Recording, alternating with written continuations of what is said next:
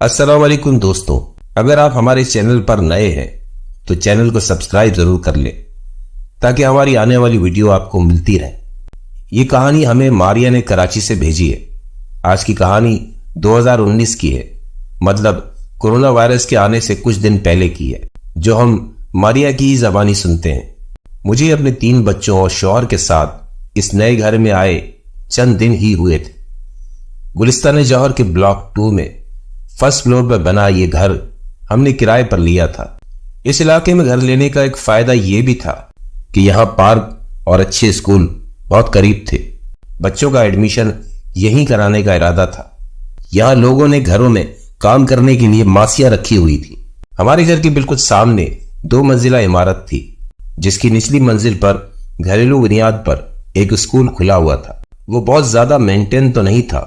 इस स्कूल में यहाँ काम करने वाली मासियों के बच्चे पढ़ रहे थे। फीस भी बहुत मुनासिब थी। इन काम करने वालियों को तो फायदा ही था। इसी बहाने उनके बच्चे 4 लफ्ज पढ़ लेते थे और वो भी 4 पैसे कमा लेती थी। इस इलाके में सुबह से शाम उनका आना जाना लगा रहता या ड्राइवर हजरात गाड़ी साफ करते दिखते। मैं गैलरी में जाकर जायजा लेती रहती।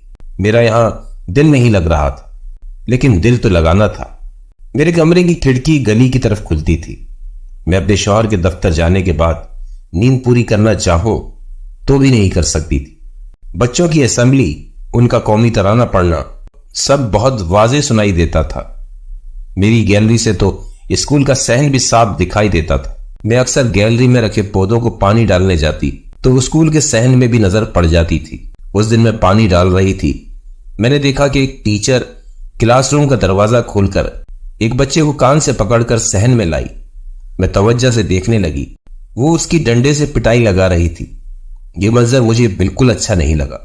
अभी वो टीचर बच्चे को मारकर पलटी ही थी कि बच्चे ने पास पड़ा पत्थर उठाकर टीचर को खींचकर दे मारा। उसके सर से खून निकलने लगा। मैं तो हैरान रह गई, इतना अचानक ये सब हुआ। मेरी हमदर्दी जो बच्चे से थी अब मुझे टीचर से हो रही थी। फिर शोर मच गया। मैं तो फिर अंदर आ गई। शाम को मतीन को सारी बात बताई। मतीन ने पहली बात तो यह कही, क्या जरूरत थी ताकने झांकने की। उनको यह बात बहुत बुरी लगती थी। कितनी भी दिलचस्प बात हो वो नहीं सुनते थे। मैं हर बार भूल कर उनको बता देती। अब इस शोर से बचने का हल मुझे ही निकालना था। मैं रात को जल्दी सोने लग गई ताकि सुबह नींद खराब होने से सर में दर्द ना हो। वैसे भी सारा दिन बड़ा मसरूफ गुजरता। बच्चों को एडमिशन टेस्ट की तैयारी कराना, 100 झमेले थे। मैं सारे काम खुद करने की आदी थी। अब आहिस्ता आहिस्ता खबरें आ रही थी कि कोई वायरस आ गया है। लोगों में खौफ हिरास फैल रहा था और फिर लॉकडाउन लग गया। लोगों ने मासियों और ड्राइवर्स को छुट्टी दे दी। स्कूल भी बंद हो गए। हमारे सामने वाले स्कूल के ऊपर रिहाइश पजीर फैमिली भी घर बंद कर अल्लाह जाने कहां चली गई। मेरे हस्बैंड का काम ऐसा था कि वो घर से भी कर सकते थे। फाइलों का अंबार वो घर ले आए। अब सुबह में कोई आवाज नहीं होती थी, एक सन्नाटा होता था। लेकिन अब मुझे नींद नहीं आती। मैं जैसे इस सारे शोर की आदी हो गई। ऑनलाइन पढ़ाई, ऑनलाइन सर्विस, दुनिया ऑनलाइन की तरफ तब्दील हो रही थी। इस लॉकडाउन का भी थोड़े ही दिन गुजरे थे। चूंकि मैं रात जल्दी सो जाती थी, उस रात मेरी आंख एक मखसूस आवाज से खुली।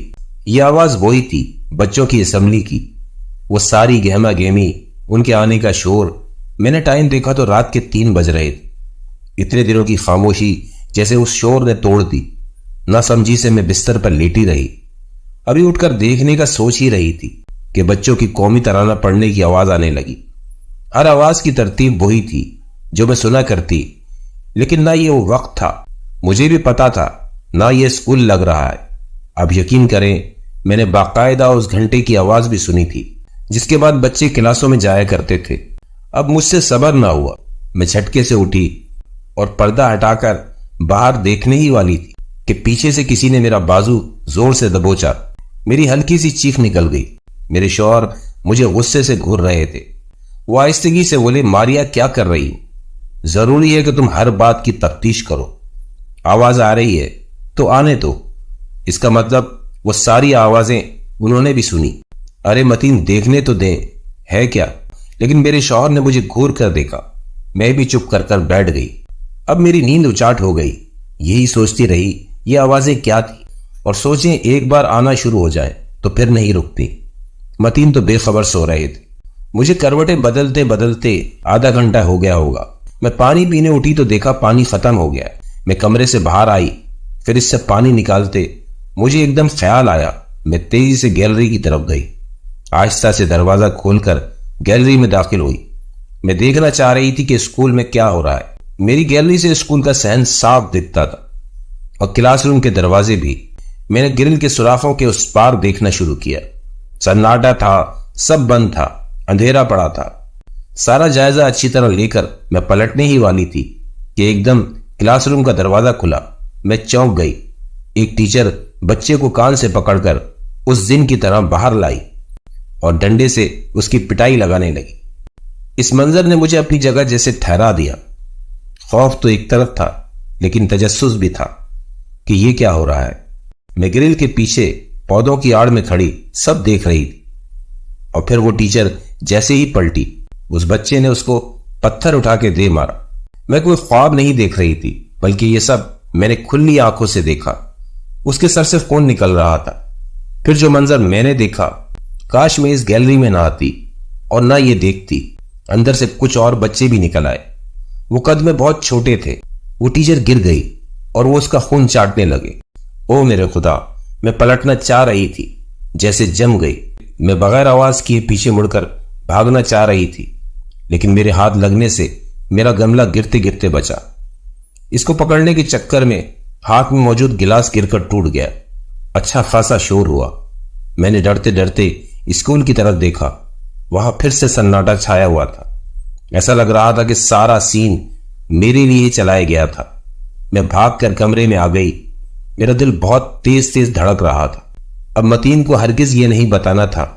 डांट अलग पड़ेगी और वो मजाक भी उड़ाएंगे। सोते जागते रात गुजरी। सुबह तो बुखार चढ़ गया। घर में रखी दवा ले ली, और फिर जैसे उस रात के बाद रोज रात 3 बजे उनका स्कूल लगने लगा। लेकिन वो आवाजें इसी तसलसल के साथ सिर्फ मेरे ही कानों तक आती, और फिर मेरी नींद उड़ जाती। मतीन तो यही कहते, कोई आवाज ही नहीं आ रही, तुम्हारा वहम है, तुम ख्वामखा हर चीज की टो मत किया करो। इन आवाजों को आते 3 दिन हो गए थे, लेकिन मैं उस दिन के बाद फिर गैलरी में नहीं गई। चौथे दिन मेरे घर पर एक कयामत टूट गई। लॉकडाउन की वजह से मतीन सारी एहतियाती तदाबीर के साथ घर और बच्चों का सामान लेने 2 दिन में एक दफा घर से बाहर जाते थे। उनको कोरोना हो गया था। मतीन को शुबा हुआ और उन्होंने फौरन खुद को क्वारंटाइन कर लिया। मैं बच्चों के साथ अपने बेडरूम में और वो दूसरे कमरे में थे। इस बीमारी का खौफ हर चीज पर भारी था। हम मियां बीवी फोन पर एक दूसरे से बात करते। मैं खाना उनके कमरे में बाहर रखा थी। आवाजें अब भी आती थीं, बल्कि जब मतीन के बगैर पहली रात मैंने गुजारी तो मतीन ने मुझे फोन करके खास तौर पर बताया, मारिया डरना नहीं और बाहर नहीं झांकना। आवाजें आती हैं, मैं झूठ बोलता था ताकि तुम और ना डरो, बस बच्चों का ख्याल रखो। लेकिन मुझे उन आवाजों का अब क्या डर। अब आवाजें आती भी तो मुझे बाहर झांकने का ख्याल ही नहीं आता। मुझे ये बात समझ आ गई थी कि इन चीजों का वजूद है। मुझे इनके होने न होने से कोई फर्क नहीं पड़ता था। बल्कि एक दिन मेरे 8 साला बेटे की आंख खुली। वो बोलने लगा, अम्मी बच्चों की आवाजें कहां से आ रही हैं? मैंने उसको बोला, बेटा कोई आवाज नहीं है, सो जाओ, ऐसे ही जैसे मतीन किया करते थे। मुश्किल वक्त था, गुजर गया। मतीन सेहतयाब हो गए, लॉकडाउन भी खत्म हो गया और वो आवाजें कभी कभी अब भी सुनाई देती हैं। लेकिन आज 2024 हो गया है। वो स्कूल आज तक आबाद नहीं हुआ। न जाने क्या वजह है। मैंने भी आज तक मतीन को यह नहीं बताया कि मैंने उस रात बाहर झांक कर क्या देखा था।